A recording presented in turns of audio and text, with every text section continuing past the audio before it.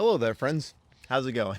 So a couple weeks back, I had what in the motorcycle influencer community, I think they call a little bit of an oopsie fucking do, wearing basically what you see here. So figured to make a little video talking about it.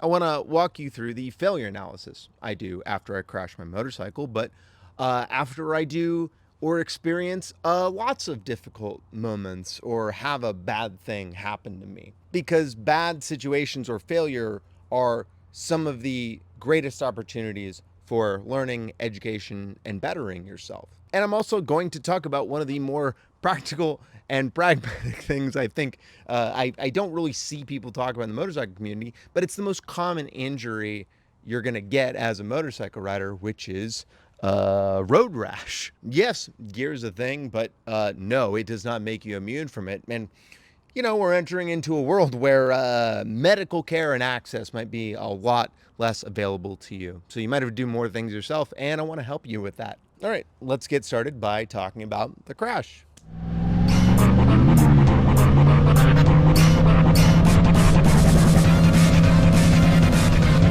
About 2 Fridays ago, which is exactly 12 days from time of recording, I was just heading out after work to run a couple of errands in the neighborhood. When I go out for a ride, I do an analysis of what are the conditions in order to decide what I'm going to wear. I don't have one thing I wear all the time. For me, when I decide what I'm going to wear, that is a game time decision based on conditions. And it was like 80 degrees, sunny, beautiful day here in Seattle. I was going to ride for maybe 15 to 25 minutes, never hit the highway, only side streets and back roads that would be getting some of that kind of early evening rush hour traffic. I was honestly more concerned about getting a sunburn than I was crashing my bike. When I finished my errands, I decided I want to spend like 5 or 10 more minutes riding around my neighborhood, doing a couple of wheelies, just enjoying a Friday afternoon, you know? I was on my way home, just a few blocks away, when I decided, why don't I try that new trick I've been seeing on Instagram and TikTok? You see, in the last year, I've hit a major goal, which is that I can ride wheelies at balance point for long periods. But a core part of my personality is I always want to be getting better. So the next thing I did was start to think about, you know, how can I kick this up a notch? And what looked like an achievable next step was one-handed wheelies. My Instagram is basically entirely like motorcycle stunt content because I'm just endlessly fascinated by the skill and athleticism by some of these people. And, you know, to me, it looked like after watching several that all you needed to do was hook your left foot under the clutch lever and then take your hand off, and that's it. It's just a wheelie plus that. And I thought to myself, well, I can do that. So I decide the last thing I'm gonna do before I go home is try my first one-handed wheelie. So I start a wheelie in the seated position, take my left foot, put it under the clutch lever, pull my hand off, start to feel it that I'm doing it, and then I realize, it's kind of hard to put my hand back on that lever, and I have a little bit of a panic moment, and I can tell what I'm very confident happened is that, you know, I tried to stabilize with my right hand, the throttle hand, and as I'm doing that, I unintentionally input to the throttle. That extra throttle input caused me to lose connection to the bike, and then me and it did a gotta use the technical terms. So the first thing I think when I crash a motorcycle is I need to get the fuck out of the road and not get hit by a car. And I was able to pick the bike up quickly and immediately push it onto the sidewalk and out of oncoming traffic. A couple of people have stopped to make sure I was doing okay, and yeah, I was fine enough.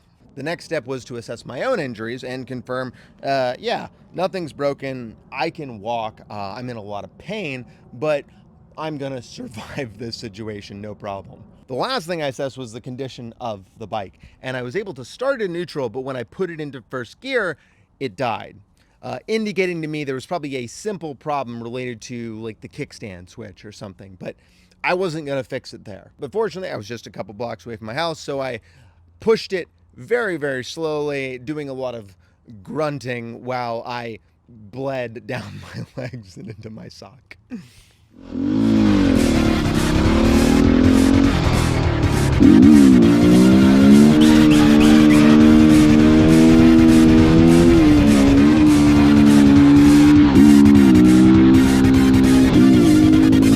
Look at the bike before we talk about my injuries, because this is pretty simple. I've got frame sliders here, axle sliders, the sub cage, and these bark busters, all of which did their job protecting the bike from most physical damage. None of it even busted. That's still all good. As far as the kickstand switch goes, that was just a couple of bolts right here to a little pressure sensor that touched this. Removed it, unrouted the cable here, and jumped it together, jumped the two cables together, because all this does is it's just a little circuit.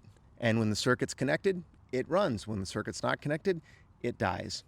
That's it. Oh, I just noticed you can see it right there. Oh, that's some heat shrink. I need to heat that up and maintain that connection. But anyway, yeah, just secured to something that doesn't move.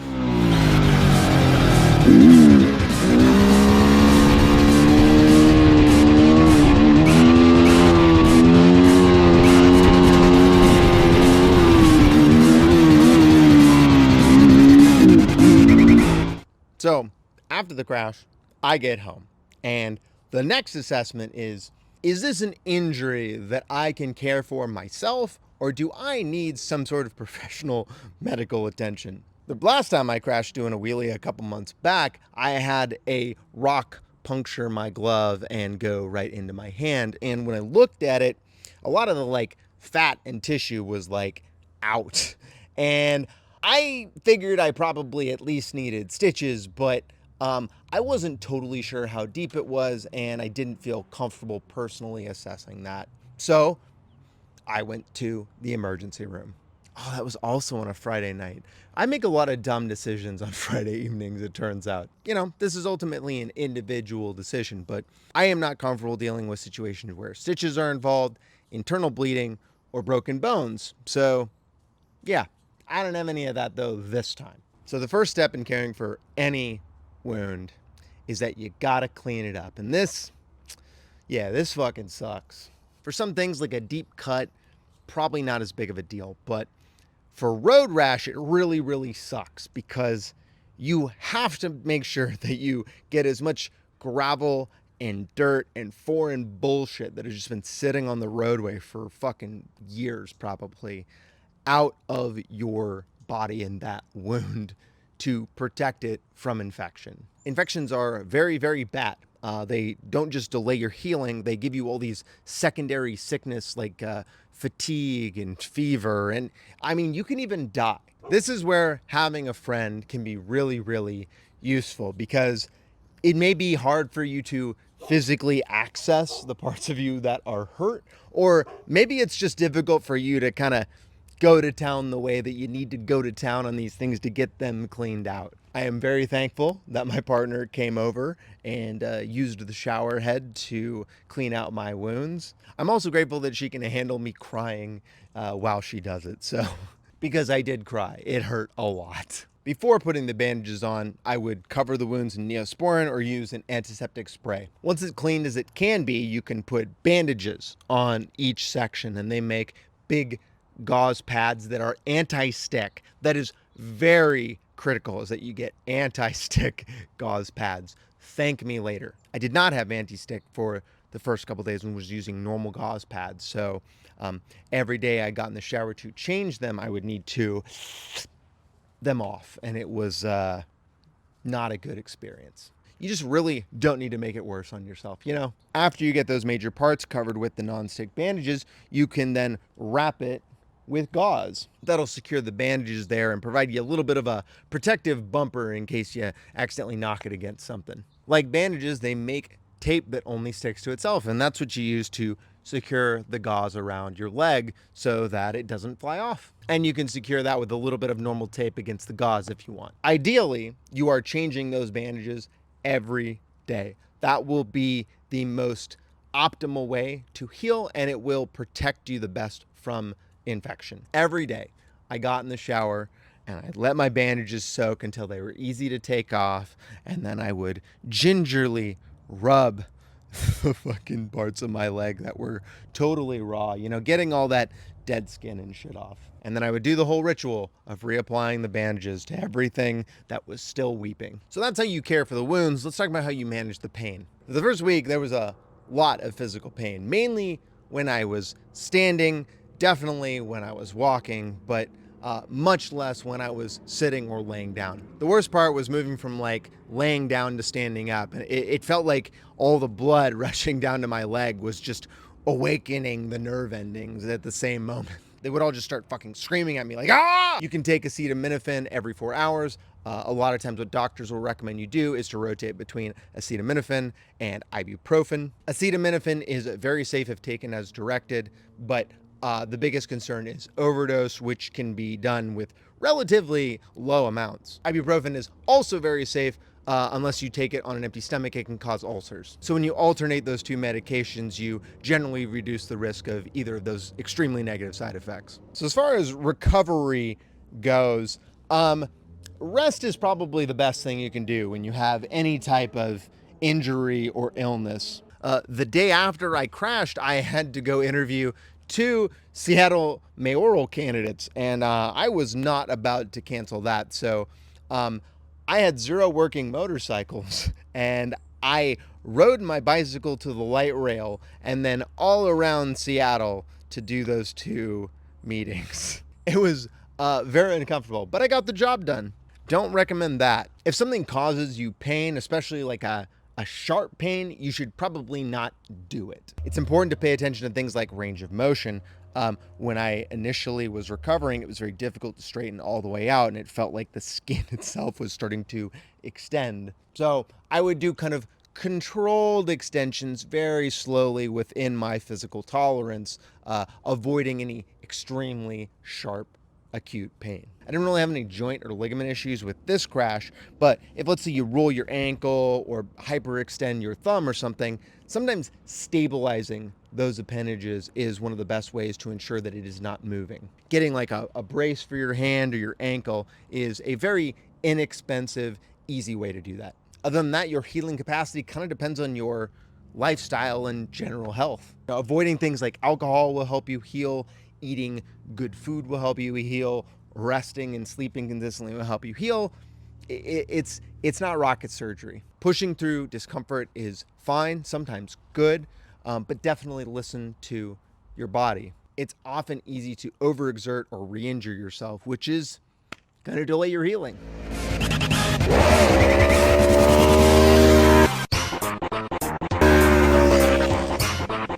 All right, let's get to that failure or crash analysis I was talking about. So the first thing people are probably thinking I should take away from this is that wear more gear, idiot. And it is totally fine for that to be your first thought.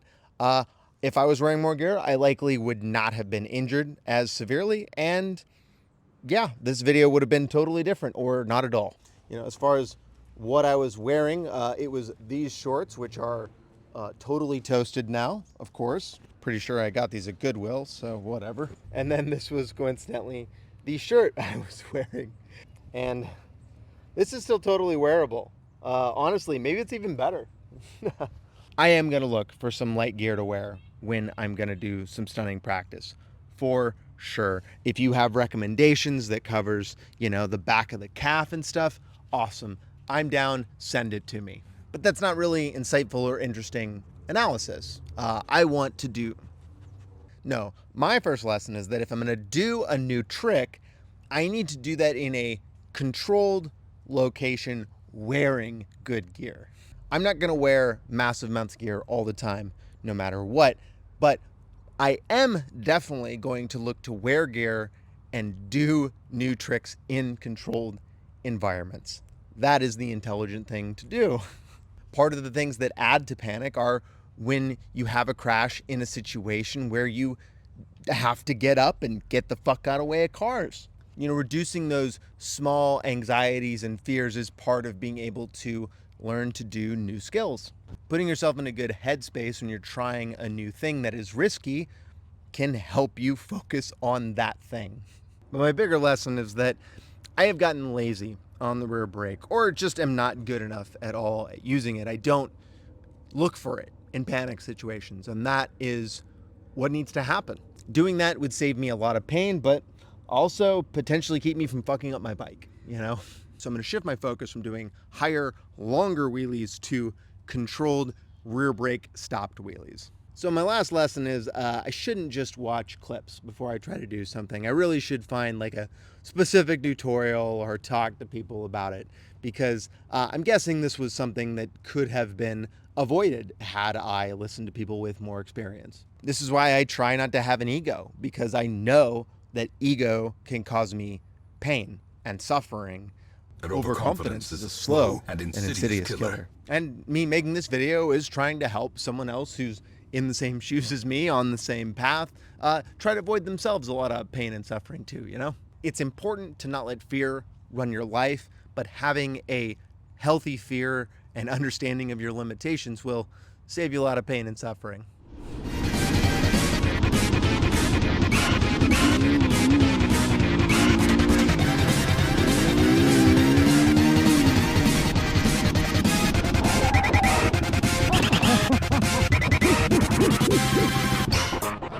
All right, I'm going to end with some final thoughts and then clock out. So going back to the thing I've said over and over, which is that motorcycle crash statistics are bullshit. This is another example of why I say that. This was another untracked crash that I took in very little gear and survived. And in another week or two, my body will be right back to where it was. This isn't me trying to valorize not wearing gear or doing stunts. It is literally just trying to inject reality into that statistic. Motorcycles' danger largely comes from the environment you exist in and your personal desires on how you want to ride them. Had I been wearing good gear, there basically would have been no consequences to this crash. I think a lot of pain and physical discomfort is just very normalized to me from my life doing sports, basically. I played football and soccer and rollerbladed and rode my bicycle, and all of those are sports where getting road rash and sliding, getting massive scrapes on your arms and legs and knees and your joints, it's part of the game. The difference on a motorcycle is that most of the time when I go out there, I'm not going to come back with road rash, versus playing soccer, which basically every time I get on the field, I'm going to come off with some sort of scrape or bruise. I've been thinking more about the reasons I don't wear gear. And, friend of the program, Chad Marks, who I talked to not too long ago, has a very interesting video about how not wearing a helmet while you skate is toxic masculinity. And I found that to be very interesting. I had to start analyzing, how much of why I wear gear is because I want to look tough and strong and cool. And what I came to is that is not part of the equation. It's a lot less than what he talked about in his video, because he was talking about, how rollerbladers being called gay or fruit booters was kind of a thing that killed the sport. The hardest part of rollerblading is telling your parents you're gay, and I gotta say, I found that to be true today. I always thought that was just some sort of joke. I went over there and rented the rollerblades from this gentleman Clarence. I signed the forms, and then it said, have you told your parents you're gay? And I said, no. And they said, well, we can't give you these rollerblades. And I was like, I always thought that was a joke. And they said, no, it's not. But the real reason I go out in shorts and a t-shirt is because it just feels so fucking good. I love the breeze. I love feeling the sun on my skin. I love feeling unencumbered while I'm riding. The commonality between the gear I wear every time is that it has a very obvious, pragmatic function. I wear gloves because of the consistent tactile feel it gives me, and it prevents my clammy hands from sticking to the handlebars. And I wear a helmet because I took a bee at 80 miles an hour up in Alaska not wearing a helmet, and that shit felt like a fucking rock. I also find it's way easier to see with a tinted out visor in basically every condition, and being able to fucking see is critical to riding a motorcycle safely. The value proposition of gear preventing death, I think, is less of a thing for me than it is for a lot of other people. Of course, I don't want to die. I love being alive, but, I've made peace with it. I want to die on my own terms, doing something that I enjoy or I feel has meaning. And more than anything, I don't really want to see it coming, in the way that like you see it coming when you're in a hospital bed dying of cancer. But really for me, getting hurt is the problem. It's not as much about the pain as I talked about. I've kind of gotten used to the pain, although pain is not enjoyable. It's more about being a burden to others. I consumed a lot of my partner's time helping me and caring for me that we could have been doing something more fun. I also wasn't able to meet commitments to other people. I couldn't go to soccer games, which I enjoy, but I don't want to disappoint my team. I was also way less capable of managing the day-to-day things, and I definitely could not be there to support other people the way that I was before crashing. To me, that's a better incentive than personal safety, and something I hadn't considered as much before. I have been getting more gear in the last year. I have a really awesome ADV Dad suit, which I made a little short about not too long ago for the winters, and it's waterproof and it's comfortable and it keeps me fucking safe. I do feel more confident riding in the rain because I feel protected by it. I've also got a super sick custom race suit coming from team sponsor Rider Gear. If you didn't know this, we have an actual gear sponsor, like all the other motorcycle influencers. The difference is we've got a very personal relationship. We know the owner, Tony. He's an awesome guy that is part of the larger community that I've built around motorcycles and inclusivity in motorsports. I feel great knowing the products are good. He sent me a pair of gloves when I hurt my fucking hand, and I've been wearing them since. They're great. But he's also an awesome person who cares a lot about the quality of his products and having awesome customer service. And I feel great knowing that my money is going back to somebody that is literally reinvesting it in the motorcycle community. He's at every CVMA round. He's racing around the track with us. That's just cool to me. Anyway, HRT116 is the discount code for 10% off. That's hand tight racing and Maxine's number. Simple. I don't like to blame impulse control issues on ADHD, but maybe it's a bit of a factor. I realized a while back that very few things in my life need to be perfect for me to be happy.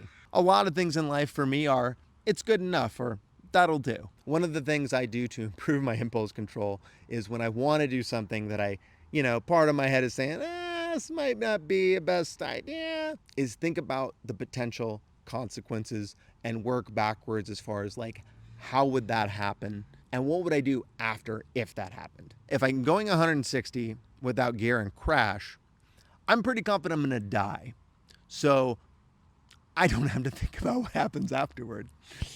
If I'm going 25 miles an hour in shorts and a t-shirt and fall down doing a wheelie, I'm going to have to deal with that. Unlike the computers I'm constantly working with, life doesn't have a control Z. So what's important to me is making sure that when I take a risk, it is calculated and I understand the risk reward. In this situation, learning a new trick was not a good reward for the potential risk of crashing without gear. To get good at any stunt, I've needed to do it hundreds of times. So doing it that once was not going to be the difference between anything. But some of the other chances I've taken in the last couple months, especially related to, activism actions, I think they're worth it. I think the risk-reward ratio is much higher. Risk assessment is an important skill to build. So get out there, ride fast, and take chances. So I decide the last thing I'm going to do before I go home is try my first one-handed wheelie.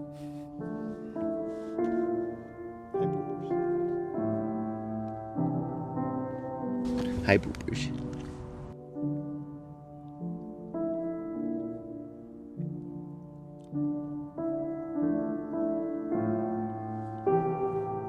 Crashing my bike.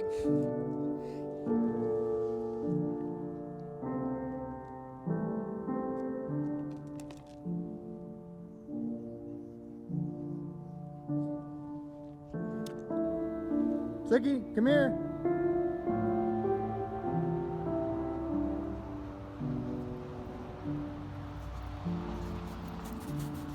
Girl, what are you doing? Okay.